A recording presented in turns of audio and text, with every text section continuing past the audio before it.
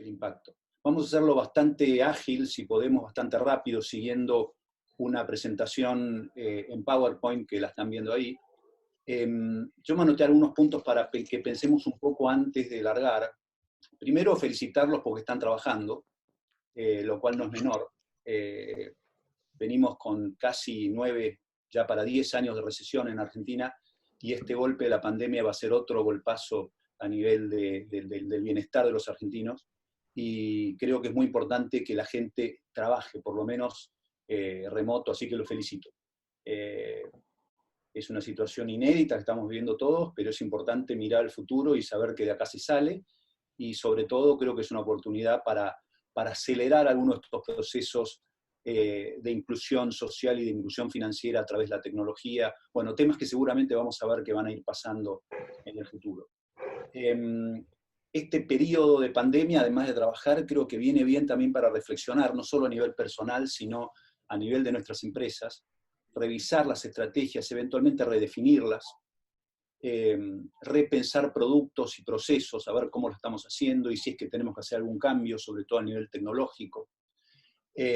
Revisar nuestra supply chain, nuestra cadena de proveedor-cliente, a ver cómo está trabajando en este estrés que súbito, totalmente imprevisto que estamos viviendo. Aprovechar para recategorizar los proveedores y los clientes, básicamente a nivel de comportamiento, cómo se están comportando, desde el punto de vista de asociatividad y desde el punto de vista de empatía. Es bueno en estas situaciones extremas conocerlos. Nada, simplemente lo que vamos a hacer es recorrer lo más rápido posible esta presentación. Para nosotros, como comentaba Matías y Pato, nuestro objetivo no es únicamente filantrópico y de asociatividad, de compartir conocimientos y hacer más fuerte el ecosistema de impacto desde el punto de vista financiero, sino que nos interesa también que nuestros potenciales clientes sean más fuertes desde el punto de vista financiero, o sea, que sean más sanos, porque lo que nos vamos a encontrar en las finanzas de impacto, en cómo financiar nuestras empresas en el mundo, en el sistema financiero de impacto que están haciendo a nivel mundial y a nivel de Argentina, es que los vehículos de financiamiento de impacto, ya sean bancos que están empezando a analizar impacto o empresas como Sumatoria que están naciendo directamente de impacto, igual revisan la salud financiera de los tomadores. O sea, no son digamos, organizaciones de beneficencia, sino que son organizaciones que evalúan a los clientes de una manera similar que lo que lo evalúan los bancos, con la única diferencia que incorporan de manera muy potente el impacto a nivel social, ambiental, que va a ser financiado, del proyecto que va a ser financiado. Pero la empresa que va a tomar ese crédito tiene que ser sana, tiene que lograr demostrar que las finanzas se gestionan. No sé si tiene el rigor técnico que dice Matías, puede ser, la verdad que es difícil juzgarlo, digamos, desde el expositor. Lo que sí es posible que personas que tienen maestrías de finanzas o másters, o inclusive egresados de administración, se aburran un poquito en algunos momentos, porque hay algunos temas más básicos que creo que es importante refrescar y recordarlos. Primero querría que empecemos, antes de largar con las diapositivas, en tratar de sacarle la maldad intrínseca que tiene la palabra finanzas. Nosotros escuchamos finanzas y nos viene a la cabeza Lehman Brothers, nos viene a la cabeza una cantidad de especuladores que están sentados en Wall Street tratando de desangrar al mundo, y las finanzas no es eso. Las finanzas es cómo gestionar los recursos escasos de una persona o de una empresa. Nada más que eso. Cómo gestionarlos de la mejor manera posible. La otra palabra que tenemos que desdemonizar es sistema financiero. Sistema financiero, de vuelta, aparecen unos señores de traje oscuro que están pensando cómo hundir al mundo o cómo lograr sacar la mayor renta posible de los desvalidos. Y existen, no digo que no estén, pero el sistema financiero, y vamos a verlo también en la presentación, es una maquinaria que se inventó hace 500 o 600 años en Italia, y que básicamente lo que hace es encontrar personas y empresas que están en distintos momentos de su vida, ya sea humana o su vida empresarial, las hace encontrar en un lugar donde los que les sobran fondos entran para depositarlos, y los que necesitan fondos los retiran de ahí.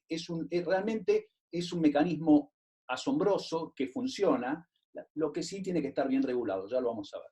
Pero es necesario conocerlo, y de hecho, todos los vehículos que están apareciendo a nivel mundial en Inglaterra, en Estados Unidos, en Holanda y ahora en Argentina, que están empezando a financiar impacto como sumatoria, empiezan a conformar un sistema financiero de impacto.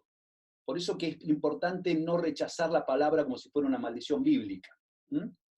Bien, entonces, ¿qué vamos a ver ahora? Vamos a entrar, es un recorrido donde vamos a revisar qué significa emprender, cuáles son las cosas importantes a tener en cuenta por si hay algunos de los oyentes que están en la etapa de emprender, y sobre todo pensar en clave del inversor. ¿Qué es lo que mira un inversor al momento de poner sus ahorros en una financiación, en una inversión de equity de impacto? Entonces vamos a recorrer, emprender, luego vamos a entrar en ese concepto de finanzas que ya hablamos, vamos a entrar luego por decantación en lo que se llama la estructura de capital, que es cómo está armado el pasivo inicialmente durante la vida de la empresa para financiar los activos. Vamos a entender cómo se financia una empresa y por qué es importante tener en cuenta y conocer todas las fuentes de financiamiento que tenemos a disposición. Luego es importante también que como empresarios de impacto seamos capaces de visibilizar los impactos que estamos teniendo, y vamos a entrar entonces en los ODS. Y por último, vamos a mirar o a conocer o a empezar a conocer cuáles son desde el punto de vista conceptual, cuáles son las alternativas de financiamiento de impacto que hay hoy en Argentina, en el mundo y en Argentina. Por supuesto que yo los invito a que en este rato imaginemos, porque si vamos a preguntar si hoy mismo, creo que es 14 de abril, miércoles, 15 de abril, miércoles, estoy medio perdido con la pandemia, pero si vamos a preguntar si hoy 15 están disponibles, obviamente no, porque está el mundo parado. Lo que estamos pensando es cuando esto rebote en forma de V, o de V corta, o en forma de U, saber que estas alternativas están disponibles. Bueno, y luego ya al final Selina va a hacer una introducción un recorrido sobre dónde está Sumatoria y qué tiene hoy Sumatoria para ofrecer a los emprendedores de Enjambre. Bueno, largamos. Un último punto, que creo que Pato no lo comentó, pero es importante que lo sepamos. Si hay dudas, les pediría que vía chat las vayan mandando, las vamos a anotar y las vamos a responder luego offline, para no ocupar espacio de la presentación ahora. Bueno, este es el mind map, la lógica de lo que vamos a ver, que lo hablamos un poco recién: emprendimiento, la nueva forma de emprender, que es el Lean Startup. La empresa nace, llega al punto de equilibrio, hay una serie de ángeles guardianes que nos pueden ayudar a generar la idea y a acelerarnos y a tratar de evitar que cometamos errores que de otra manera cometeríamos. Luego ya entramos en el crecimiento de nuestra empresa, si es que logramos pasar ese valle de la muerte, ese crecimiento tan agradable que es ver que la demanda de nuestro producto o servicio está aprendiendo, y ahí ya vamos a darnos cuenta que tenemos que tomar una serie de decisiones de inversión o de financiamiento, según de qué lado del balance nos vayamos ubicando, y que tenemos que aprender a tomar esas decisiones. Luego es importante también, y vamos a entrar un poquito más en detalle, conocer los riesgos que estamos corriendo. No digo ser capaces de controlarlos, porque vamos a ver que hay diferentes planos de riesgos, algunos de los cuales son absolutamente incontrolables, pero por lo menos conocerlos, saber que existen y los que podamos mitigar o eliminarlos. Más adelante vamos a entrar en finanzas propiamente dichas y dos temas que son importantes para financiar: el ciclo operativo, que es el ciclo corto de la empresa, que es lo que dura el ciclo productivo de nuestro producto o servicio, y algo que no es menor es cómo financiar las inversiones de capital o CAPEX. Y ahí entonces vamos a analizar los activos de corto y largo plazo y su contraparte en el balance, que es la estructura de capital, que es el equity y los pasivos. Y todo esto tiene una interrelación muy interesante que tiene que ver con la vida de la empresa, y que tampoco es una palabra para demonizar, que es el retorno, porque el impacto incluye retorno económico. Si nosotros no tenemos retorno económico y no somos sustentables, vamos a tener impactos efímeros. O sea, para poder tener impacto social positivo e impacto ambiental positivo, lamentable o afortunadamente tenemos que generar retornos positivos. Y esos retornos positivos están en relación al costo de los pasivos que van a financiar mis activos, que son los que dan el retorno. Por último, vamos a entrar y saliendo de la estructura capital, en cómo se financia, que básicamente es el sistema financiero. El sistema financiero, para que lo entendamos y unifiquemos el concepto, el sistema financiero de un país está formado por los bancos y los mercados de capitales, que son los dos grandes repositorios donde el ahorro de las personas y los excedentes de liquidez de las empresas van a parar. Gracias a Dios, vamos a ver entonces que ese sistema financiero se va enriqueciendo con jugadores de impacto, que se van integrando a un sistema financiero paralelo, creciente, que va a financiar las finanzas de impacto. Espérenme porque me cubre.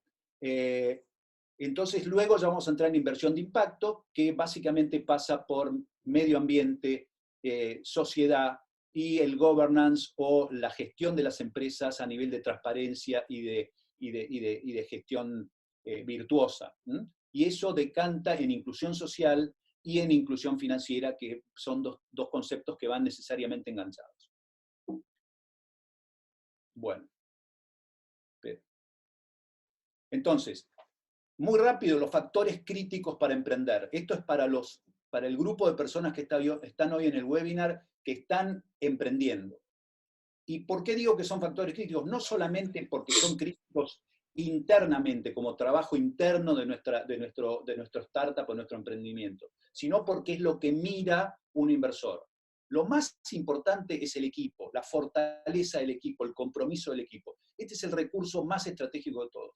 Yo me olvidé en la presentación de comentarles que yo, además, soy inversor, armé con un grupo de amigos un fondo de inversión tecnológica hace 8 años, así que tuvimos que conocer a más de 200 emprendimientos, 200 startups que iniciaban en ese momento. Fue muy interesante porque finalmente hicimos 24 inversiones, algunos de los teams que nos presentaron siguen siendo el mismo team, pero cambiaron de producto durante la vida del emprendimiento. O sea, iniciaron con un producto, que es el segundo punto, pero a medida que empezaron a ofrecerlo, se dieron cuenta que ese producto tenía una demanda no tan potente, lo modificaron, armaron otro producto, obviamente asociado al original, pero diferente, y finalmente han tenido éxito con ese segundo producto. Pero entonces lo importante es el team, el compromiso del team, la fortaleza del team. Luego, en orden de importancia,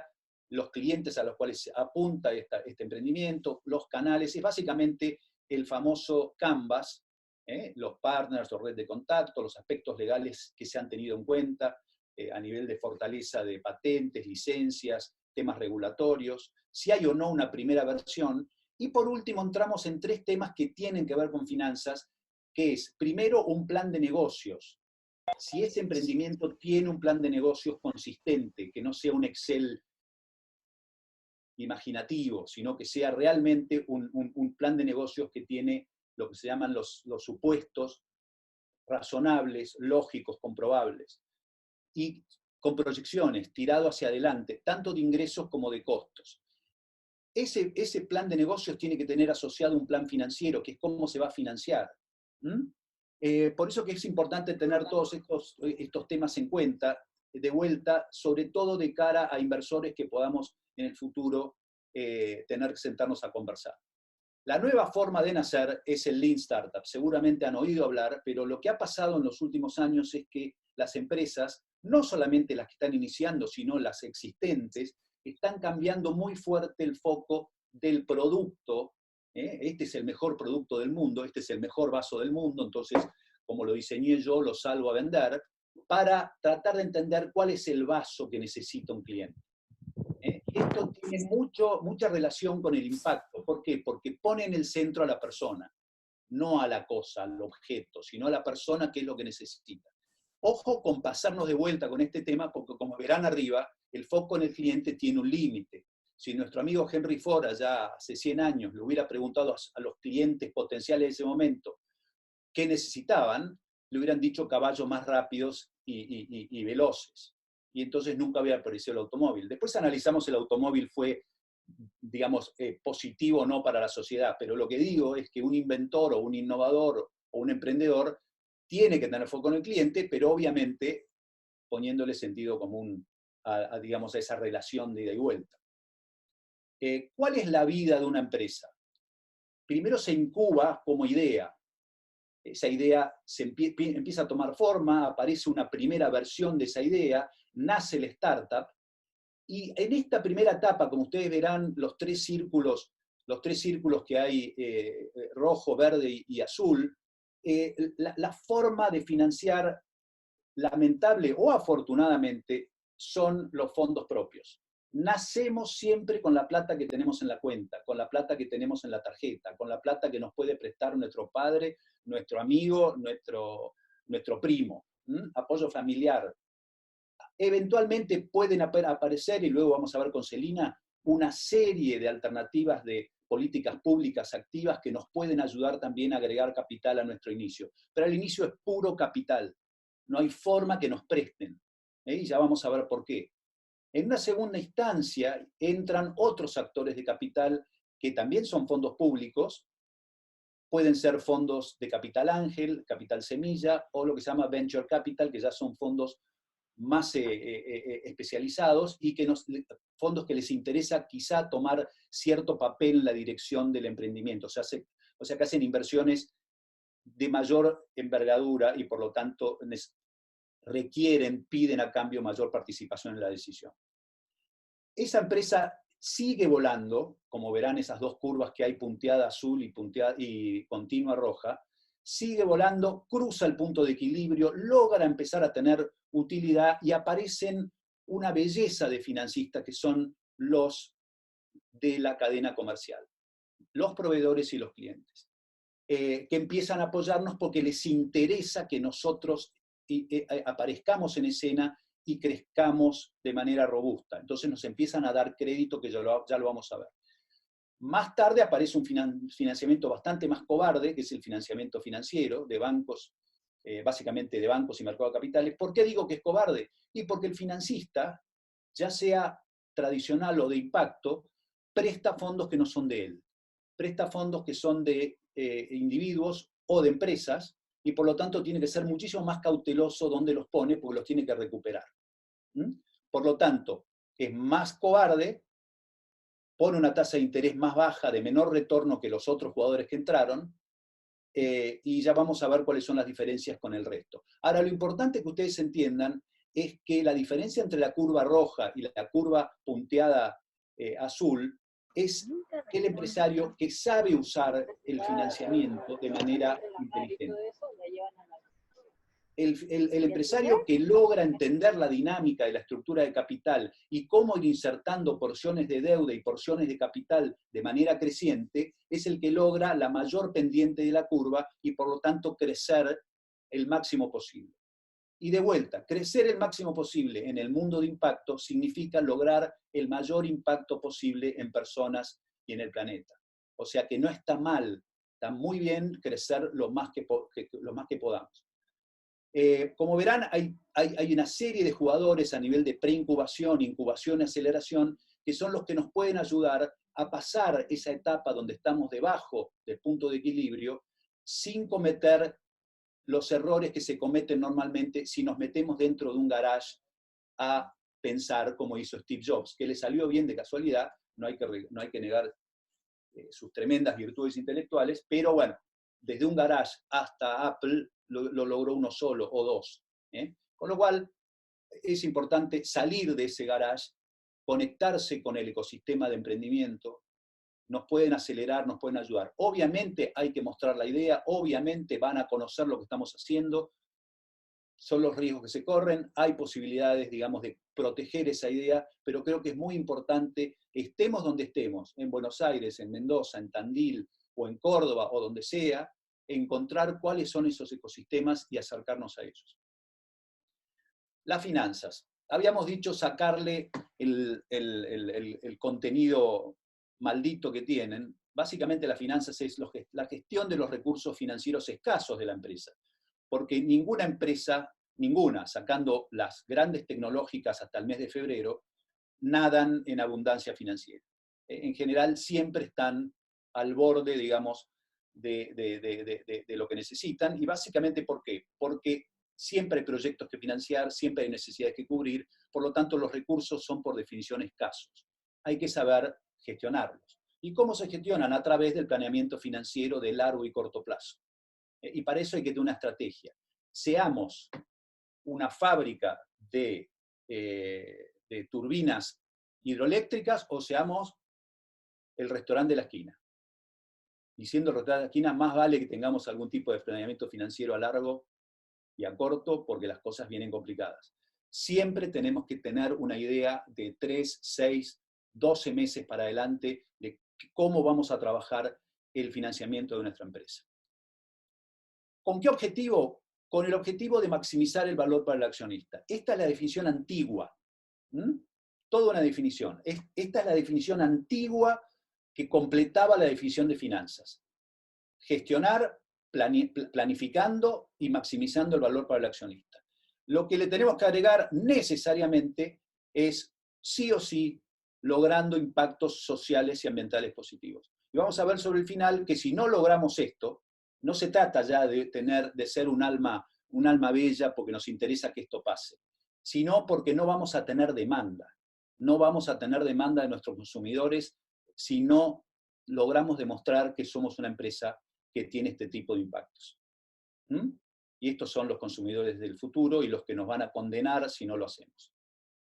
Entonces, como les dije, hay 3 decisiones de inversión en una empresa. Perdón, 3 decisiones. Una de inversión, 2 de financiamiento y 3, que necesariamente tiene que existir porque hay accionistas, de distribución o de reinversión.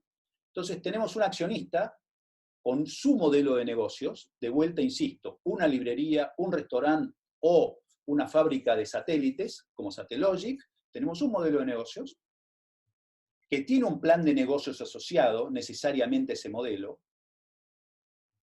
Ese plan de negocios incluye un plan operativo y un plan financiero.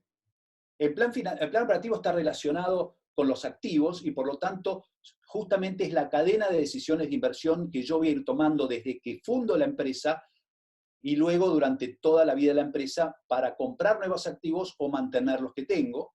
Y el plan financiero es las decisiones de financiamiento de pasivos, que básicamente es cómo construir pasivos para financiar esos activos. Y entonces yo voy a tener fuentes y usos, que básicamente es la inversión en activos. Cuando yo decido inversiones en activos, si lo estoy trabajando bien al tema, voy a tener que tener rentabilidades requeridas de esos activos. Si yo voy a agregar una nueva línea de producción en mi empresa o un nuevo grupo de servicios en mi empresa, voy a tener que necesariamente proyectar cuál es la rentabilidad que me va a dar esa nueva unidad. ¿Por qué? Porque esa unidad de activos nueva va a estar financiada por pasivos. Y sí o sí, esa rentabilidad proyectada tiene que superar el costo que yo voy a pagar por los pasivos que voy a tomar para financiarla. O sea, una rentabilidad requerida, que luego, una vez que esa rentabilidad se produce, voy a tomar o decisiones de reinversión, que van a entrar dentro de mi estructura de capital, o decisiones de distribución que van a parar al bolsillo del accionista. Lo cual, de vuelta, no está nada mal, porque el accionista que está tomando riesgos para poner esta empresa en marcha, su objetivo es lograr retornos. Entonces, 3 decisiones. Invertir, financiar y reinvertir o distribuir. Muy bien. ¿Cuáles son entonces las 2 dimensiones de las finanzas? Primero hay una dimensión temporal o biológica, que la vimos en el gráfico de antes, que básicamente son muy distintas las finanzas al inicio, cuando la empresa nace, de las finanzas de una empresa que está madura. ¿Por qué? Porque básicamente lo que ha pasado es que la estructura de capital ha ido mutando, se ha ido haciendo más compleja, tengo más interlocutores, al principio era mi papá o mi tío, y ahora resulta que tengo proveedores, tengo clientes que me están financiando, tengo a fondos de equity que me invirtieron, tengo a sumatoria que me puso deuda, o sea, tengo una serie de interlocutores que han ido entrando en la estructura capital de mi empresa y a los cuales les tengo que eventualmente reembolsar sus préstamos o, como dijimos antes, entregar sus respectivos dividendos. Entonces, hay una dimensión biológica del financiamiento, de las finanzas. Y luego hay una dimensión que tiene que ver con la estructura, que es lo que hablamos al principio. Yo tengo la partida doble, tengo los activos, activos cortos, activos largos de un lado, con una contraparte de deuda de corto y largo y de capital, que fue la parte de financiamiento que entró al principio. Esto se mueve en el tiempo. Entonces vamos a ver ahora, moviéndolo un poquito, cómo es. Primero tenemos cómo larga la empresa. Y la empresa larga, como ustedes pueden ver, esperen que corro la foto, las cámaras porque me lo tapan. Hay un momento inicial donde los activos, su contraparte es todo capital. O sea, nadie nos ha prestado todavía. Los accionistas que han puesto el dinero, ya sea yo y mis amigos o mis entusiastas familiares, o eventualmente fondos de capital, están corriendo el riesgo máximo del negocio. Si nosotros no logramos pasar el Valle de la Muerte, ellos mueren con nosotros. Por eso es capital puro y duro y por eso se van a llevar la mayor renta si tenemos éxito. A medida que vamos... Esperen que se trabó.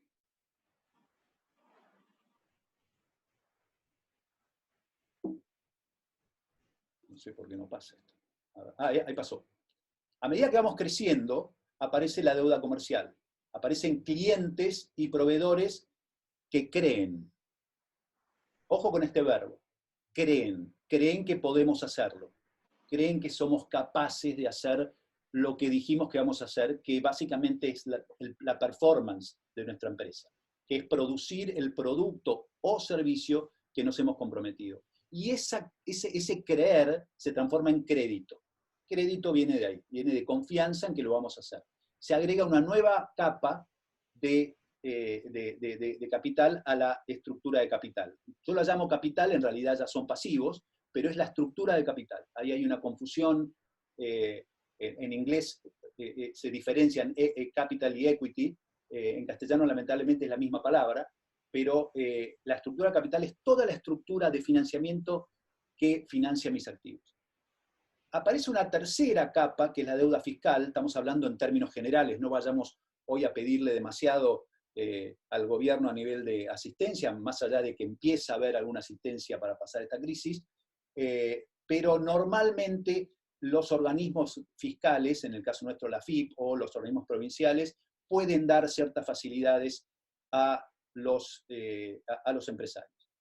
Como dijimos, sobre el final aparecen la deuda más cobarde, yo la llamo cobarde porque es mucho más temerosa al momento de desembolsarse, que es la deuda del sistema financiero, de bancos y de mercados de capitales. Insisto, el sistema financiero de impacto que están haciendo y que va a crecer cada día más, va de todas formas a ser cuidadoso al momento de prestar.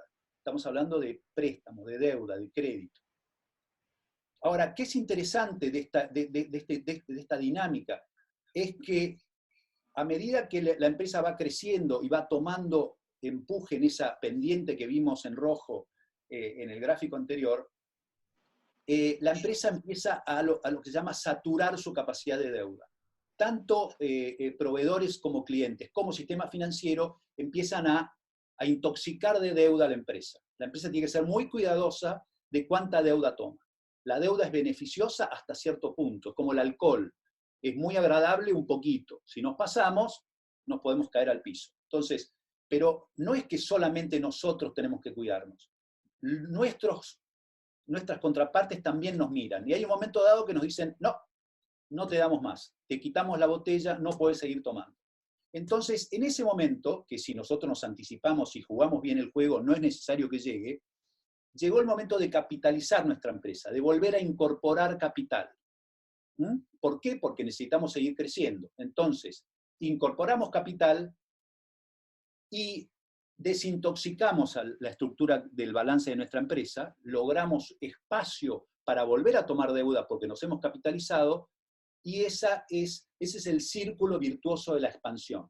Así es como las empresas crecen y se transforman en entidades mucho más robustas si es que este juego lo juegan bien. Y hay una serie de ratios que nos permiten saber qué nivel de alcohol en sangre tenemos y qué nivel de deuda tenemos en nuestra empresa como para seguir tomando. Esto para que los lean tranquilos luego, yo entiendo que Pato no lo dijo, pero me imagino que esta presentación la van a poder tener. Esto es de qué forma se inicia, se expande, crece, se ameseta y eventualmente declina una empresa. Y cómo van apareciendo los distintos jugadores. Y es muy interesante porque si ustedes leen y cambian la palabra empresa por persona, es la vida de una persona. Es el nacer, con todos los riesgos que tiene nacer, siendo pequeño, teniendo, digamos, un sistema inmune más flojo, y ni les cuento si este nacimiento es en países emergentes o de frontera, es mucho más difícil, digamos, cruzar esa etapa, lo mismo para las empresas. Después el crecimiento fuerte, una expansión muy fuerte que es la adolescencia, la niñez y la adolescencia, se necesita muchísimo capital ahí para poder seguir creciendo. Luego el crecimiento, que es el adulto joven, y ya después el crecimiento moderado, que es con productos ya mucho más, digamos, probados y asentados, con el, si quieren, agravante o por suerte, para nosotros los consumidores, empiezan a aparecer jugadores mucho más competitivos que nosotros, que nos empiezan a desafiar y empiezan a generarnos, digamos, crecimientos muchísimo más marginales, hasta que finalmente, si no logramos reinventarnos, posiblemente vayamos declinando hasta liquidar. Si no, vean el caso de Xerox o de empresas Kodak, que han pasado de ser elefantes a dejar de existir. Vamos a entrar entonces en qué abarcan las finanzas. Acá ustedes tienen un modelo de negocios tipo Canvas. Foco en el cliente, segmentos, dentro de lo posible atomización, y ya lo vamos a ver, es muy importante una base de clientes atomizada, con productos y o servicios que conforman nuestra propuesta de valor para esos clientes, pensada para esos clientes, y del otro lado, una cadena de aprovisionamiento, supply chain, como la llaman ahora, que está muy de moda, sobre todo porque está hackeada, de proveedores de todo tipo y color, proveedores de materia prima, materiales, energía, que también recomiendo atomización, recomiendo la mayor apertura posible, proveedores de mano de obra, los empleados, que es el proveedor más estratégico de todos, el más importante, y por eso en este momento y en esta coyuntura las empresas están muy preocupadas. ¿Por qué son importantes? Además de porque son personas, son importantes porque la empresa ha invertido en esos empleados. O sea, hay horas y horas de aprendizaje, de conocer nuestra empresa, conocer nuestro producto. Y entonces es un recurso muy estratégico que hay que tratar de no perderlo en la medida de lo posible. Proveedores de maquinaria de equipo y proveedores del sistema financiero, que también llegan a nosotros a través de sus propios canales, porque ellos están llegando desde sus propios modelos de negocio. Cada uno de esos proveedores tiene su modelo de negocios igual que nosotros, solo que está a un nivel anterior en la cadena. Lo mismo pasa con los clientes. Los clientes, muchos de ellos, son jugadores intermedios que también tienen sus modelos de negocios. Y entonces vamos a entender que esto conforma nuestro balance. Activos de corto plazo y activos fijos, con su contraparte de deuda comercial, financiera y fiscal, que lubrica el movimiento de esos activos que hacen que yo tenga el retorno, y con equity. Ese retorno, esa estructura dinámica del balance, decanta en cascada en un estado de resultados y en un flujo de fondos de corte anual. O sea, una vez por año hay una foto a nivel de resultados de cómo nos ha ido moviendo esos activos con esos pasivos. Y lo mismo me pasa con la caja. Y todo eso se sigue, se monitorea con tableros de control muy cercanos con innumerables cantidades de ratios, pero que es muy importante que el empresario los siga, los conozca. Hay un profesor de finanzas que se llama Rogers, que escribió un libro de finanzas para pequeñas empresas, que dice que el primer mandamiento del empresario pyme es mirar 1 hora por día cómo van las cobranzas. Lo digo como un punto de ejemplo, que el empresario pyme, además de todo lo que tiene que hacer, y ahora lo vamos a ver, tiene que también meterse en las finanzas, porque son las que le permiten hacer todo lo demás. ¡Wow! Entonces, en este juego, en este flujo de dinero, de cobros y pagos entre clientes, mi empresa y los proveedores, que además están a diferentes plazos y con diferentes tipos de descalces, porque inclusive hasta hay diferentes monedas también, podría llegar a verlas, si juego a escala regional o global, es lo que se llama las finanzas, la gestión financiera. ¿Cómo lograr la mejor gestión financiera de mi modelo de negocios? Pero esto complicado en una dinámica de decisiones de inversión y de financiamiento, con diferentes riesgos que se van mezclando y que yo debo conocer, y además esta gestión financiera se desarrolla superpuesta, como decía recién, con el resto de la gestión de la empresa, que no es menor. O sea, la empresa es complejísima desde el punto de vista de los recursos humanos, de los recursos físicos, de los recursos productivos, que además encima tengo que meterle la complejidad de las finanzas. Y todo esto para complicarlo más en ciclos de crecimiento y decrecimiento. O sea que todo este movimiento, todo esto que se va moviendo, además en ciclos de expansión y recesión de la economía en la que me muevo, y ni les cuento si encima se cuela un cisne negro como ahora, con una pandemia, que desde 1918, 1920, desde la gripe española, no pasaba a este nivel de escala global. Esperen que esto se traba de golpe.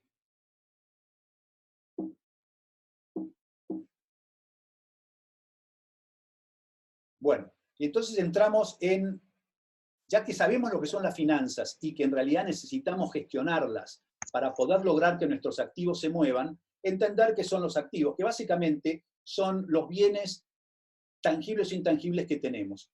Y esos bienes tangibles e intangibles son nada más y nada menos que las enzimas, para hablar en términos biológicos, que generan valor a mi empresa. Moviendo esas enzimas es como creamos valor. Pero vamos a crear valor únicamente, como lo comenté antes, si nosotros logramos que esos activos generen mayor renta que el costo promedio de mi capital. Vamos a pensar, hacer un ejemplo muy sencillo.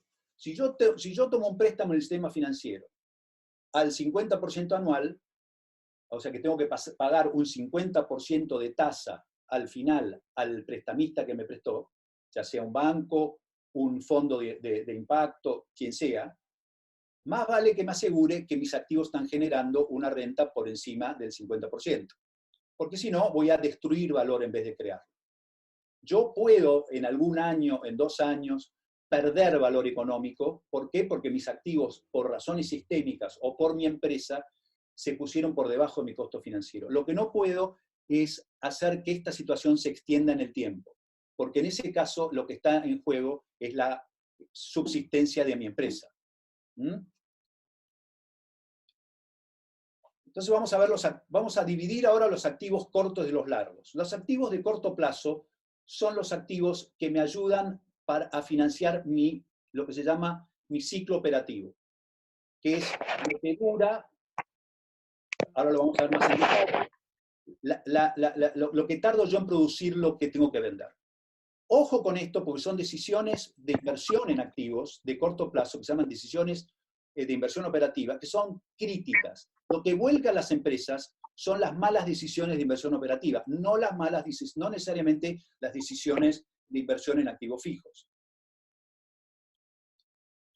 Y entonces vamos a ver que tenemos 2 tipos de recursos disponibles para financiar mis activos. Los recursos que son espontáneos, que hablamos antes, que nacen con la operación, proveedores y clientes, que están dispuestos los proveedores a darme, a financiarme a 30, 60, 90 días, a darme plazo, y clientes que están dispuestos a anticiparme los fondos de la compra que van a hacer, que en otras palabras es también darme plazo, porque me están pagando anticipadamente lo que van a recibir. Ahora, ¿qué pasa? Que estos recursos espontáneos que empiezan a aparecer para financiar mi operatoria, en general son menores al financiamiento de activos que necesito. O sea, yo tengo más activos que los recursos espontáneos con los que cuento, y por lo tanto tengo que salir a buscar en algún momento recursos negociados. Estos recursos negociados son los recursos del sistema financiero, y se llaman negociados porque tengo que sentarme a negociar una tasa, un plazo, condiciones y un vencimiento. Ojo, porque en los recursos espontáneos que creemos que son gratis, no necesariamente son gratis.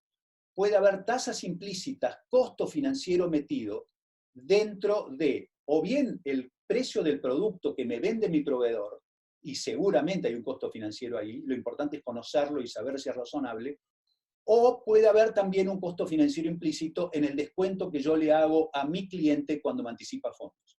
O sea que los recursos espontáneos suenan muy agradables, suenan muy lindos, de hecho lo son, pero pueden tener costo financiero.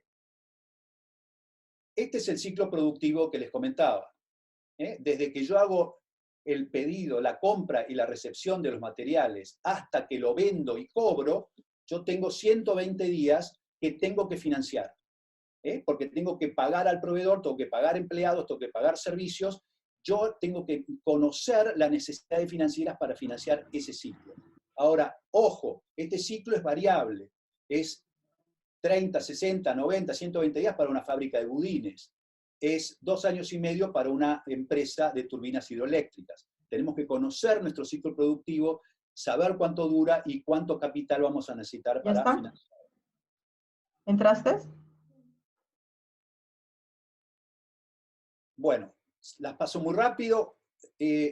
Si tenemos una situación de estrés de caja, y esto quiere decir que nuestro ciclo de caja de cobranzas y pagos se estresó, ya sea por razones de mi empresa o sistémicas, les pido que lean, estas son todas ideas de cómo se puede aliviar el estrés de caja llegado el caso, que van desde financiar deudas de corto plazo, y es sentarse con proveedores, hablar cómo pagar un poco más, digamos, que nos den un poco más de plazo, o, por otro lado, ya al nivel, digamos, al final de todo, vender activos que son necesarios, pero de los cuales podemos prescindir.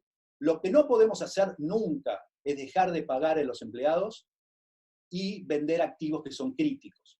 Si mi emprendimiento es una fábrica de pañales y tengo una única línea que fabrica pañales, no puedo vender ese activo para poder seguir, porque estoy vendiendo, digamos, el corazón de la empresa. Lo mismo son los empleados. Por lo tanto, metámosle mucho ojo a las cobranzas. Las cobranzas son críticas. Solamente miremos el cuadrito de la izquierda. ¿Quiénes cobran en una situación de estrés de caja? No hablo de hoy la pandemia, porque hoy no está cobrando nadie, ni está pagando nadie, o muy pocos lo están haciendo. Pero en una situación de estrés normal, y que las hay, los primeros que cobran son los proveedores críticos. ¿Por qué? Porque si no le pagás a tu proveedor crítico, no te va a entregar y vos, por lo tanto, vas a tener que parar. Los proveedores críticos con buena gestión de cobranzas. En un segundo grupo, tenemos los proveedores críticos con una floja gestión de cobranzas, que en general no existen, y los proveedores que no son críticos, pero que tienen una buena gestión de cobranzas, son tábanos y me van a terminar cobrando. Lo mismo pasa de mi lado. Yo termino cobrando si me transformo en un tábano. ¿Quiénes cobran al final y se llevan todo el costo financiero del estrés, de la situación de estrés que está viviendo el sistema? Los proveedores que no son críticos y que tienen una floja gestión de cobranza. Recemos no ser nosotros los que hacemos esto. Esto lo vamos a ver muy rápido, son los activos de largo plazo. Quiero que veamos cuáles son las 3 situaciones que hacen que un empresario tenga que invertir en activos de largo plazo. 3 situaciones, y que más vale anticiparnos a ellas, no que se nos vengan encima. Tenemos que correr desde antes. Primero, que se nos agote la capacidad de producción. En general, nuestra capacidad de producción roza el 90% y ya ahí la saturamos. Argentina hoy, como país, está en un 48% de capacidad instalada utilizada, o sea que tenemos 52% para usar como país. Pero a nivel de empresa tenemos que mirarlo. Si llegamos a una saturación de capacidad de producción, tenemos que invertir en activos fijos. Lo mismo nos pasa con el agregado de valor al producto. Nos puede pasar que nuestro producto deja de ser competitivo como producto. Y aunque tengamos capacidad de producción de ese producto, tenemos que agregar capital para que nuestro producto sea competitivo. Si nuestro pañal es el mejor del mundo, pero deja de serlo, lamentablemente voy a tener que poner otra línea de producción de pañales al costado, haciendo el mejor pañal, porque si no, más vale, voy a perder. La última es competitividad. Cuando yo necesito agregarle competitividad a mis activos productivos. Esa es la tercera necesidad de inversión y son los tres temas que un empresario tiene que mirar. Vamos a pasar rápido porque son los diferentes tipos de capital. Capital privado, aportes no reembolsables y capital con oferta pública. Les pido que lo lean. Y estas son todas las fuentes de acceso a capital, estamos hablando de equity, que puede tener un emprendedor o un empresario pyme. Los tipos de deuda ya hablamos, proveedores y clientes, el Estado Nacional, lo que se llama la deuda fiscal, bancos y otros jugadores del sistema financiero, en este caso de impacto, y estos son todos los potenciales prestamistas, y es recomendable monitorear el nivel de deuda que vamos tomando. La deuda comercial ya la hablamos, es el primer crédito que aparece, es una deuda muy sólida, les cuento solamente dos cosas. En el 2002, las empresas argentinas pudieron seguir funcionando gracias al crédito comercial. El crédito financiero desapareció, salió del escenario, con lo cual es un crédito que hay que cuidarlo mucho, hay que respetarlo, es un crédito muy leal, muy fiel. Dos cuestiones a tener en cuenta, mejor dicho una, el grado de atomización.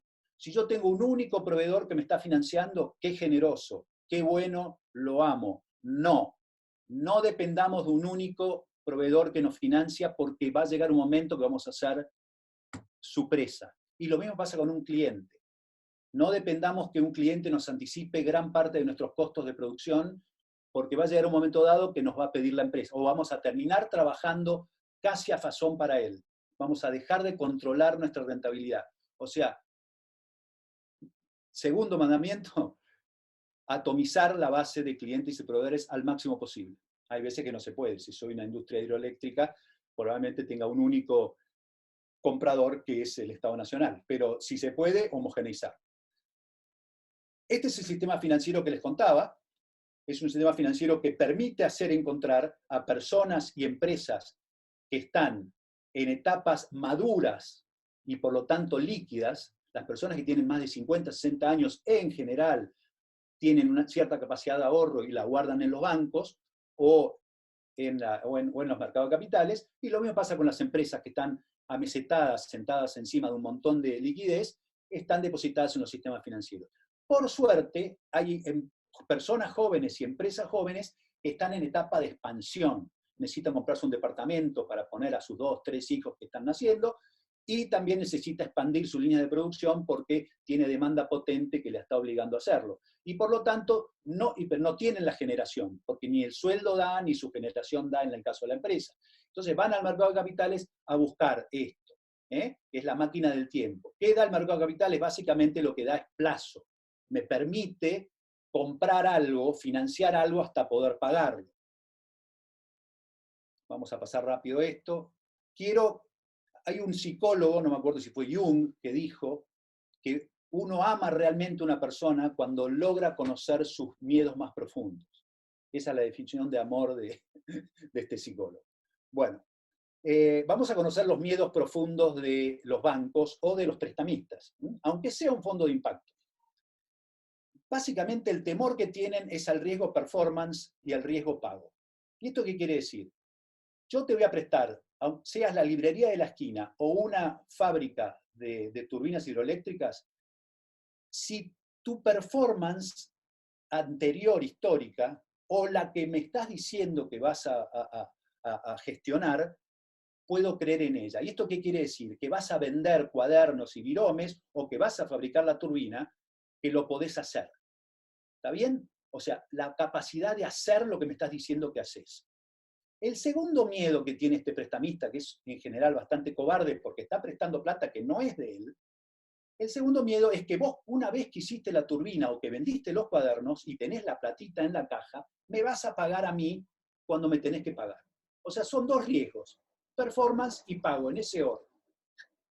O sea, que en la medida que yo pueda sacar de la cabeza de mi prestamista, o por lo menos amortiguar estos miedos, voy a primero conseguir la posibilidad que me preste. Y segundo, voy a mejorar las condiciones en que me puede prestar. Entonces, que aparezca el crédito y que mejore las condiciones. Mercado de capitales, solamente los invito a que entren a la Comisión Nacional de Valores. Hay una serie de posibilidades financieras, no hablo de hoy, 15 de abril. Queremos que esto pase para las pequeñas y medianas empresas. Solamente quiero contarles dos vehículos o dos conceptos que están muy buenos, que son la SGR, que lo que hace es emitir avales para que un banco, los mercados de capitales, me presten. Una SGR emite avales, no presta plata. La sociedad de garantías recíprocas funciona para emitir una garantía que dice que tu empresa o tu librería o el emprendimiento que tengas va a devolver lo que está pidiendo. ¿Ok? A cambio de eso, la pequeña empresa tiene que hacer un pequeño aporte de capital simbólico en la SGR para ser socio partícipe, aportar contra garantías y pagar una comisión.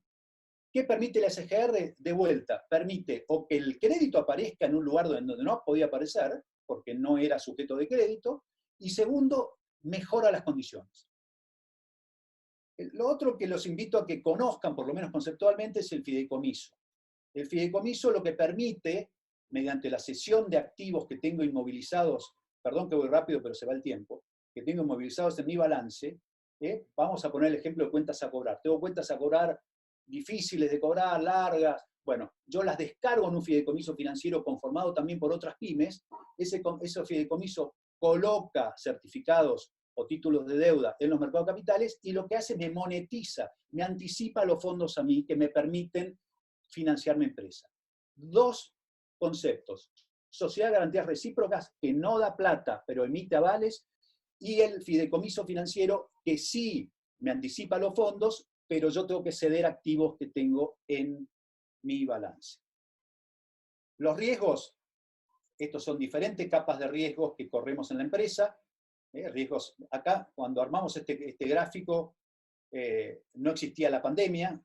Hay un riesgo mayor a todo esto, que es el riesgo global, que es el que se ha producido ahora, sino el riesgo país, riesgo cadena de actividad y el riesgo de mi empresa. Vamos a entrar ahí porque quiero que entiendan que primero estamos asumiendo riesgos y por eso tenemos rentabilidad, porque si no asumiéramos ningún riesgo, directamente seríamos un bono del Tesoro americano y no estaríamos. Una empresa por definición es riesgo, pero lo importante es conocer esos riesgos, entender que existen, conocerlos, entender que existen, saber cuáles son y en la medida de lo posible mitigarlos o neutralizarlos. De vuelta, saber que hay riesgos, conocerlos, mitigarlos o directamente eliminarlos. Y vamos a hacer, como verán, hay riesgos de insumos, riesgo operativo, riesgo producto mercado, riesgo impositivo, riesgo regulatorio, riesgo legal y riesgo financiero. Les cuento, en la pandemia detonaron todos estos riesgos juntos. ¿Ok? O sea que es muy difícil hoy entender qué es lo que está afectando a mi empresa, cuál de estos riesgos, porque son todos. Ahora, en situaciones normales, estos riesgos están. Entonces, conózcanlos. Impacto.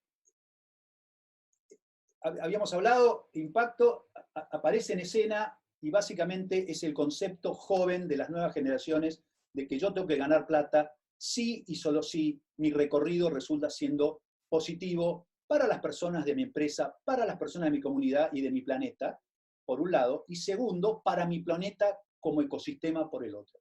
Si eso no se produce, yo no tengo vida. Sencillamente porque todos estos chiquititos que están ahí alrededor del globo terráqueo no me van a comprar. A ver si nos entendemos. Hoy todavía hay personas no conscientes que ni miran las etiquetas, les importa un cuerno lo que están comiendo, pero esto desaparece. Entonces más vale que entendamos, desde un punto de vista absolutamente egoísta, que más vale que tengamos conciencia del impacto. Pero no se lo voy a decir a ustedes que son por definición personas de impacto. Pero entonces este clamor viene desde personas y de estados nacionales que generan, como decía Matías, nuevas economías y nuevos paradigmas de producción y de relacionamiento. Pero ¿eso qué requiere? Que haya empresas que nacen directamente para impactar positivamente, pero además, y lo que es más importante, que las empresas actuales, porque es absurdo creer que van a desaparecer, porque aparte si desaparecen nos quedamos todos sin trabajo, que las empresas actuales se transformen y muten a empresas de impacto. Y para todo esto se necesita inversiones de impacto, se necesita capital. ¿Mm? Y para eso se está armando y están haciendo y se está conformando un mercado de capitales y un sistema de bancos de impacto. ¿Mm? Y por eso es muy importante esta interacción entre los mercados de capitales y los estados nacionales para poder hacer lo más robusto posible este impacto. Y ahora tengo que mover las fotos para que veamos, en el caso de Sumatoria, una plataforma de crédito, de microcrédito, lo va a explicar Celina más en detalle, un fondo ya de impacto que ya ha dado el primer crédito a un tambo orgánico, y en armado un fondo de carbono, un fondo de ganadería regenerativa que está delineándose como producto. En 5 minutos, Celina, dame 5 minutos más, voy a recorrer el tema de impacto, me parece importante. Primero, ser conscientes que hay un mercado tremendo insatisfecho, que es el mercado de la base de la pirámide. Es un mercado de aproximadamente $1 trillón, ya lo están gastando mal, están pagando tasas usurarias en el sistema financiero local que tienen, están comprando productos que no son los mejores, ellos ya consumen. Entonces es importante entender que hay un mercado en el cual se puede impactar desde el punto de vista social, y ahí tienen la apertura de cuáles son todos los temas en los cuales invierten. Esta es la evolución de la inversión de impacto, y verán el cuarto óvalo, que es la inversión de impacto propiamente dicha, poniendo foco en el cuadrado verde de soluciones de alto impacto que sean mensurables. La inversión de impacto aparece para financiar, ya sea con equity o con deuda, emprendimientos de impacto que sean medibles. Hay que intentar lograr medir los impactos. Y para eso aparecen los 17 Objetivos de Desarrollo Sustentable de Naciones Unidas, los objetivos de 2030, que prácticamente son un idioma global para el impacto. Y yo los invito, ¿por qué los invito? A que hagan una disección de sus empresas, de sus emprendimientos, y traten de encuadrarlos en estos 17 impactos. ¿Cuántos impactos están cumpliendo? ¿Cuántos impactos están sirviendo? 1, 2, 3, 5, 7, 17. Para que ustedes tengan una idea, en la evaluación de impacto del tambo orgánico que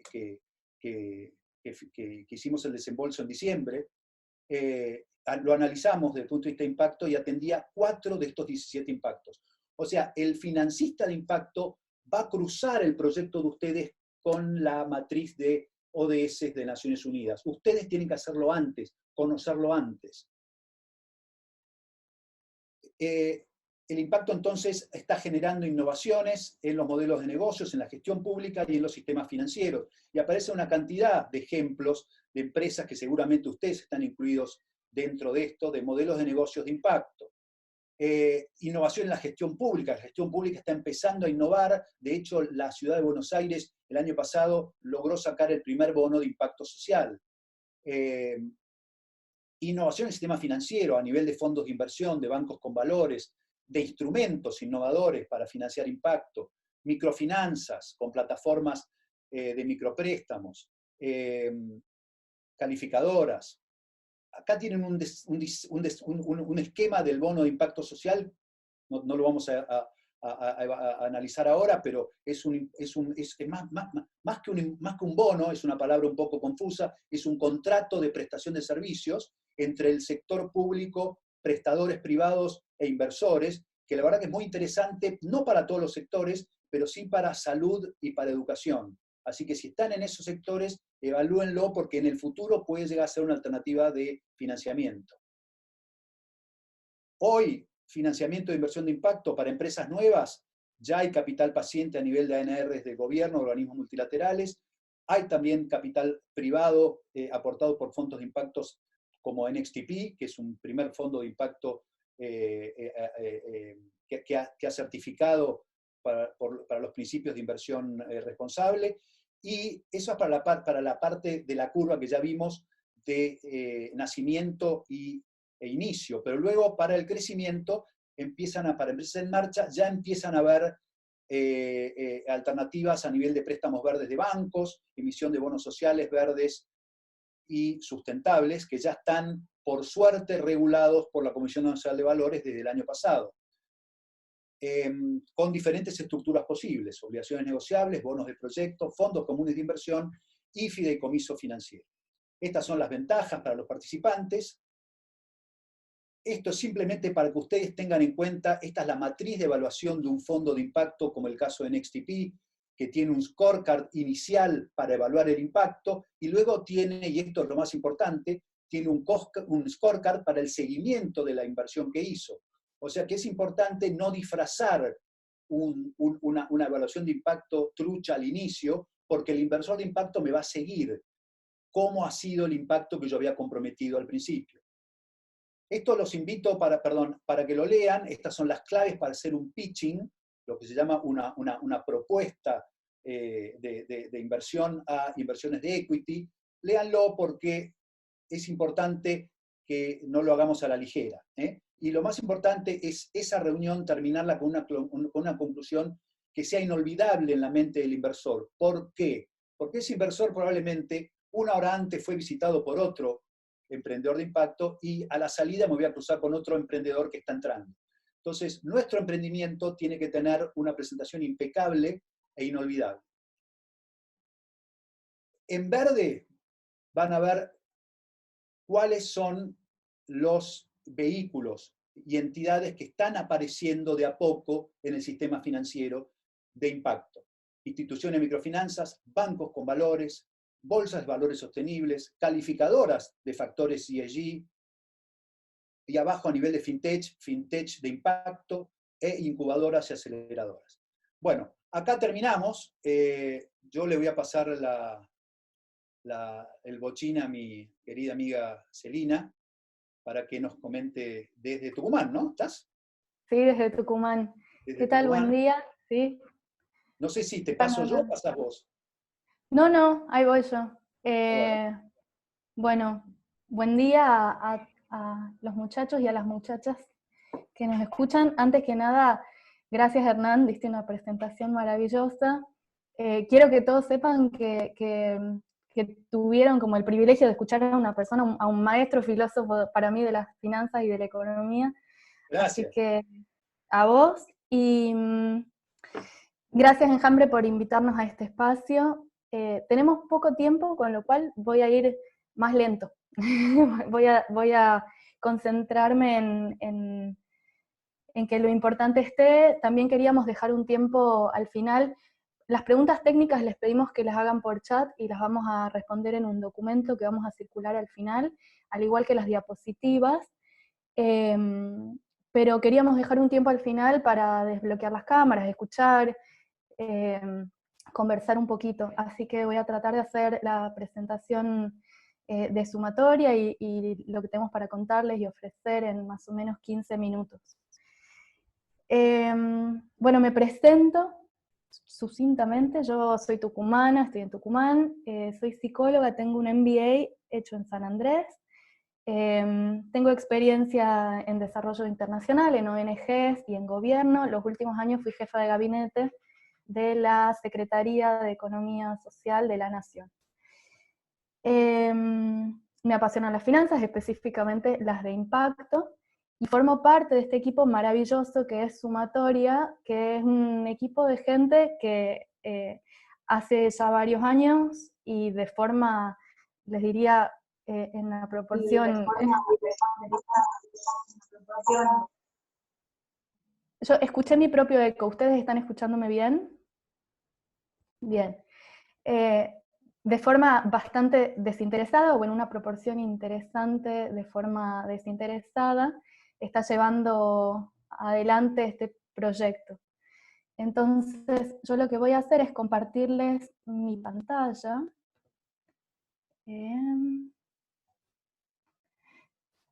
Perfecto, voy a reemplazar la pantalla que está compartiendo Hernán, sí, y voy a compartir. Bien, estoy iniciando presentación. Bien, si no se viera, por favor, alguien desbloquee su micrófono y dígame, porque ya no voy a poder verlo, simplemente voy a presentar. Sumatoria. Hola Celi, se ve bien aquí, Andy. Perfecto, gracias Andy. Sumatoria crea en un mundo donde todas las personas pueden satisfacer sus necesidades y desplegar su potencial en armonía con el planeta, que creemos y apostamos a un desarrollo distributivo y regenerativo. Nos apasiona realmente la posibilidad de econometrizar el impacto. Las finanzas tradicionales miran solamente riesgo y retorno y en función de eso establecen una tasa. Nosotros pensamos que el impacto tiene un valor económico, y ni hablar, hoy en día lo sabemos y es indiscutible, un valor social. Nosotros construimos un ecosistema para hacer esto posible. Por un lado, lo que son las fintech, entonces tenemos una plataforma de crowdlending, donde conectamos a inversores con instituciones que a su vez dan crédito a emprendedores. Tenemos un fondo, ya se los voy a contar en detalle. Tenemos Sumatoria Plus, del cual lo que estamos haciendo ahora es parte. Son programas de fortalecimiento, capacitación y asistencia técnica. Y tenemos un espacio que se llama Sumatoria Lab, que es un espacio para reflexión e investigación en innovación financiera. Básicamente nuestro recorrido empieza en lo que son las microfinanzas. Estamos ahora con el fondo ya desarrollado y vamos a ir en dirección a lo que es la banca ética, que ya existe en algunos países, deben estar familiarizados con tríos en España, y acá en Argentina todavía no, así que estamos yendo en esa dirección. Apuntamos a proyectos de economía social, doble, triple impacto, negocios inclusivos, infraestructura sociourbana, desarrollo cultural. Yo entiendo que ustedes, o la mayoría, son emprendedores de impacto, con lo cual les diría que estos son algunos de los proyectos con los que ya trabajamos y estamos financiando o en proceso. Les diría que ustedes debieran entrar adentro de ese pipeline. La plataforma que hoy está funcionando lo que hace es prestar a emprendedores de impacto montos que los emprendedores necesitan con una tasa de retorno. O sea, si yo soy inversora y pongo mi dinero en la plataforma de Sumatoria, voy a recibir, pasado cierto plazo, voy a recibir mi dinero más una tasa, como si la pusiera en un plazo fijo en el banco. Uno pensaría que a veces la tasa es menos competitiva, pero les diría que no. De hecho, este año hemos estado en algunos momentos por encima, y con algunos proyectos seguimos por encima de la tasa que dan muchos bancos conocidos en el mercado.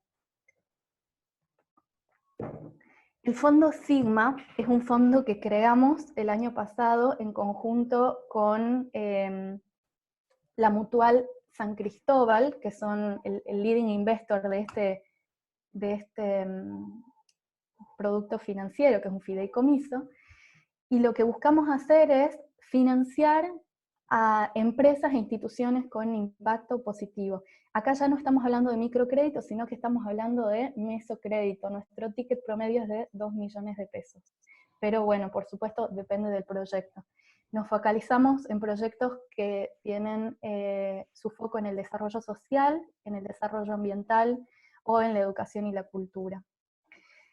¿Quiénes pueden solicitar financiamiento? Personas jurídicas, empresas de impacto, empresas sustentables, organizaciones de la sociedad civil, cooperativas o emprendedores, proyectos con una antigüedad mínima de 1 año, que tengan capacidad, voluntad y capacidad de generar compromisos de pago, que sean económicamente viables y que compartan la misión de un compromiso ambiental y social. ¿Cómo es el proceso? Les diría que bastante intuitivo. Los proyectos llenan una solicitud de financiamiento, nosotros nos ponemos en contacto, les solicitamos un formulario a través del cual nosotros evaluamos impacto y riesgo, hacemos ese análisis de impacto y de riesgo, se llama a un comité junto con los inversores del fideicomiso, se realiza el desembolso y después, por supuesto, un seguimiento y una medición de impacto. Como les digo, el monto del ticket promedio es de más o menos 2 millones de pesos, se devuelven en un plazo de 12 a 24 meses. La tasa estimada es de Badlar más 10, por supuesto que es un tema muy complicado en Argentina hoy el tema de la tasa, pero hemos logrado sostenerla. Y lo que hacemos es fondear activos fijos, capital de trabajo y reestructuración financiera. Es importante para nosotros compartirles un poco del detalle de cómo miramos la evaluación de impacto y de riesgo, porque en función de esto nosotros aprobamos o rechazamos los créditos. En general nos enamoramos mucho de los proyectos y la intención es financiarlos, queremos ayudarles, entonces parte de nuestro compromiso es capacitar a los potenciales tomadores del crédito en cómo hacer una buena presentación. Así, bueno, como Hernán hablaba de un buen pitching y una buena presentación, también hay que saber qué se mira del otro lado. En el impacto nosotros miramos aspectos de gobernanza del emprendimiento, de la cultura organizacional, del vínculo con el ambiente, del vínculo con clientes, y la evaluación, hacemos una evaluación de proveedores. Después ustedes van a tener esta filmina para leer en detalle los ítems al interior de la evaluación, y si quieren nos preguntan, nosotros les vamos a dejar también nuestros datos de contacto, y libremente, por favor, contáctenos y pregúntenos cualquier duda. En la matriz de evaluación de riesgo se compone de una porción del aspecto financiero y una porción que hace referencia al producto, servicio y al mercado. En relación a las finanzas, nosotros vemos que el proyecto tenga capacidad de repago, vemos las relaciones crediticias, vemos el historial crediticio y vemos la solvencia. Acá nosotros hacemos ratios, normalmente lo que les pedimos son balances, estados de resultados, y los ratios los sacamos nosotros, no se los pedimos a ustedes. Sí pedimos números que nos permitan a nosotros hacer el análisis por detrás. Relación al producto o al servicio, miramos cuál es la actividad, cuál es la tecnología necesaria detrás, los recursos humanos con que cuenta el proyecto y si hay capacidad para llevarlo adelante. Miramos también el mercado, donde está inserto ese producto o servicio, cuál es la estabilidad o no. Analizamos los proveedores y los clientes, la atomización también la mencionó Hernán, el grado de diversificación o no. Analizamos aspectos de comercio interior y aspectos de market share. Relación a la gobernanza y el management, que me quedó afuera cuando presenté el global, miramos la gerencia, la administración, la trayectoria y la madurez institucional. Aquí, ¿qué les puedo decir? Quiero hacer énfasis en esto antes de pasar. En este contexto, diría en el medio de la pandemia, uno pensaría que es más difícil, que es más difícil acceder a servicios financieros, y les diría que en relación a sumatoria es lo contrario. Nosotros estamos buscando por todos los medios y trabajando para sostener esto, estar a disposición y tener más y más recursos sobre todo para proyectos que busquen resolver demandas en este contexto. O sea, estamos armando un nuevo fondo, impulsando un nuevo fondo que sea específicamente para iniciativas que den respuesta a necesidades surgidas en el marco de la pandemia. Entonces, les diría, estamos aquí para esto. Digamos, no buscamos rechazar proyectos, buscamos aceptar proyectos y acompañarlos y financiarlos. Nosotros trabajamos colaborativamente con con estas empresas. La verdad es que muchas de ellas también de forma voluntaria, así que siempre buscamos reconocerlas. Este es el equipo, hay gente que fundó Sumatorias hace varios años, hay gente que trabaja de forma más reciente. Esta es nuestra información de contacto. Si quieren hacer una solicitud de financiamiento, por favor, comuníquense. Y abro para dar lugar a que conversemos un poco. Si les parece, voy a dejar de compartir mi pantalla. Ahí estamos. Podemos podemos ir a un sistema de levantar la mano y entonces yo los desmuteo, o creo que también pueden desmutearse ustedes. Si tienen algún comentario, reitero, cuestiones técnicas las respondemos en un documento posterior. Pero tenemos 10 minutos para conversar, y hice todo lo posible para que tengamos estos 10 minutos, así que aprovechémoslos. Hernán, creo que vos te podés desmutear, pero te desmuteo. Sí. Ahí está. ¿Se escucha? Sí. No, hay dos personas que hicieron preguntas por el chat, aprovecho para contestarles. La verdad que no me acuerdo el nombre, pero alguien preguntó si el crowdfunding puede ser de impacto. Sí, bien. Definitivamente sí. Sí. Lo que pasa es que el crowdfunding todavía está a nivel de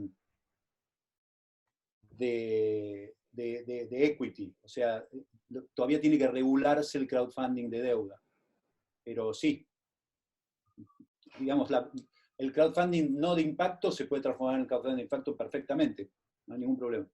Después otra persona preguntó si podía considerarse que Afluenta o casos como Afluenta formaban parte de las finanzas colaborativas. La verdad que no me animo a encuadrar a Afluenta. Sí creo que Afluenta ayuda a la inclusión financiera, porque la exclusión financiera no es únicamente la base de la pirámide. Hay gente joven excluida financieramente, hay gente mayor excluida financieramente, hay gente que no conoce de finanzas excluida financieramente, y creo que vehículos como Afluenta incluye financieramente. Respecto al Banco Central y a la zona gris en las cuales se mueven organizaciones como Afluenta, entiendo que en la época de Juan Yach y de la administración anterior, Sturzenegger, había una vocación de jugar más en el borde para permitir justamente innovaciones que tendieran a la inclusión financiera más plena. Entiendo que la nueva administración con Mercedes Marcó del Pont van a marcar la cancha de manera menos gris, más blanco y negra como estaba antes. Pero bueno, es una percepción, además de que Mercedes Marcó era compañera mía de facultad, es una percepción que tengo de cómo se mueve una orientación política u otra. Respecto de las tasas, les diría, yo tengo una opinión personal y en general la compartimos, que en un contexto, digamos, tan desfavorecido para las finanzas como es Argentina, Argentina tiene solo el 14% del porcentaje de su PBI, o el equivalente al 14% dados en créditos, cuando, no sé, Chile, por ejemplo, tiene el 100%. En este contexto yo creo que hay mucho aprovechamiento de la situación, la verdad, y que se generan tasas, sobre todo a nivel de los barrios. Nosotros trabajamos los últimos años en economía popular, y entonces no es que no hay crédito, sigue habiendo crédito, solo que el crédito es carísimo. Entonces, aprovecharse de esas circunstancias para elevar las tasas a sumas usurarias, la verdad es que éticamente me parece que está mal.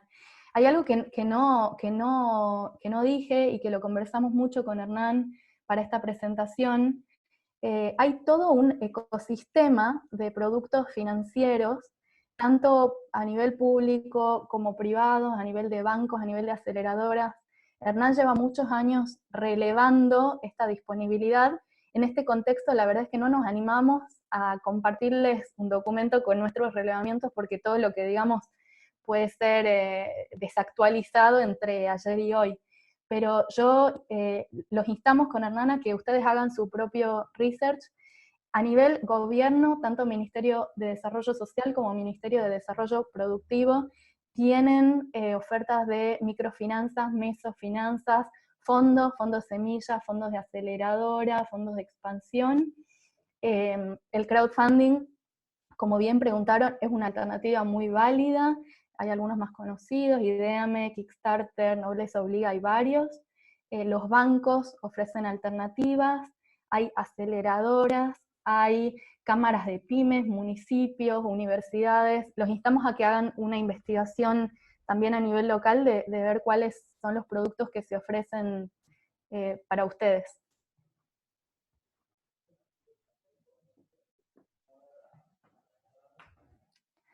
Nos quedan, creo que 5 minutitos, 4.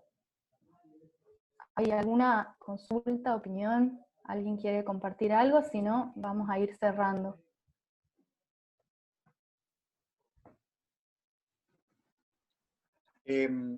Yo solamente antes que cierres, de vuelta a felicitar a todos por estar trabajando. Hola, ¿qué tal? ¿Me ¿Qué escuchan? tal? Federico Pedra, acá desde Córdoba. Muchas gracias por Sí, la ¿qué tal? presentación. Les quería preguntar si tienen para recomendar algo de bibliografía, algo como para decir, como vos decías, Hernán, en un momento que el emprendedor se tiene que meter en la finanza, entonces por ahí no tiene mucho tiempo de estar leyendo tanta bibliografía, si por ahí recomiendan algo sencillo para reforzar los conocimientos que hemos visto. Gracias. En realidad te voy a ser absolutamente honesto, no me animo a decirte el nombre de un manual del buen financiero porque no lo conozco. Pero haz una cosa, a través de Enjambre, si podés mandarme un mail, y yo voy a tratar de revisar cuáles de los libros, un par de libros para que sean más sencillos, digamos, de leer, que no te metas en formuleos demasiado complicados de punto de equilibrio y demás, pero por lo menos tener alguna... Hay un par de libros sencillos, pero déjame que te los chequee y te los mando. Dale, muchas gracias. De nada. Chao. A ir cerrando, solo porque preguntaron esto 2 veces, lo que diría es, las métricas de impacto, lean el detalle adentro de las diapositivas que les vamos a compartir, vean cómo nosotros tenemos estandarizadas y parametrizadas la medición de impacto y de riesgo. Nosotros armamos estas métricas en función de métricas que se usan en otros lugares del mundo y que usan organizaciones que se dedican a esto también hace años, así que léanlas y cualquier duda nos contactan. De nuevo les vamos a compartir nuestros datos de contacto, siéntanse libres de usarlos. ¿Un comentario, Celi, puede ser? Sí, Mati, claro. No, simplemente que en el chat se habló de Ronald Cohen, y cuando hablamos de finanzas de impacto, un poco lo dijo Hernán, Ronald Cohen es como una especie de gurú que últimamente está como muy en boga respecto a las finanzas de impacto y habla más que de impacto de resultados, más que de impacto de resultados de impacto. Les recomiendo un librito que es muy, muy corto, que está en PDF, que se llama On Impact, y voy a ver si consigo la versión en español, porque está la versión en español gráfica, digamos, no sé si está en virtual, pero me parece que es algo para quien quiera profundizar o meterse en temas de finanzas de impacto, es súper interesante como el encuadre y la mirada que trae Ronald, súper, súper interesante. Bueno, muchas gracias, que tengan buen día, buenas tardes. Gracias a ustedes. Un Gracias. placer. Adiós. Gracias. Hasta luego.